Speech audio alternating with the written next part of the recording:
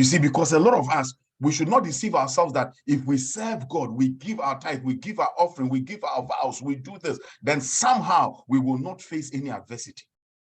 In fact, many of us have been raised on this, I call it adversity exclusion mentality. Adversity exclusion. We think that just because we went to church and we gave our tithe, we should be excluded from adversity. There is a great secret between you and me. Suffering is real. Read my lips. Suffering is real. Problems are a fact of this life. Problems are a fact of this.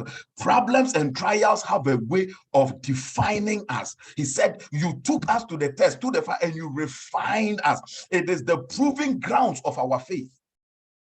People, listen to me. A faith that cannot be tested cannot be trusted. If God cannot test your faith, he cannot trust your faith. If God cannot test you, there is no man or woman that God called and used who did not have to face the fires of life. Nobody. Just give me a name. Just give me. Are you going to talk about a man after God's own, David? Oh, the man faced rejection and betrayal, and you name it. Everything, you can name it. He went through it. The man's son raped his daughter. The man's son killed another son. You tell me about a man that went through storms and trials. How many of you, your own son has risen up against you to take a throne from you? And yet God looks at that man and says, this is a man after my own heart. The Bible says of Jesus Christ himself, as we celebrate this, he said he learned obedience not by the few things, by the many things he suffered. So he told us all this. Men are going to persecute us. It's part of the game. It's part of the bargain that we sign for. And the point is that I need to make this clear, because in the body of Christ today, you have men of God decide to go live their nasty life, and people come at them. Then they say they are being persecuted. Okay. Jesus told us, for righteousness' sake, you will be persecuted for righteousness' sake. So if you are not following after righteousness and you are being persecuted and you are being punished, it is not persecution, it is punishment. Okay, so as a man of God, if I choose to be involved in fraud and I am picked up, forget it. I'm not being persecuted. It is not for the sake of the gospel. I am being punished for the wrong I did.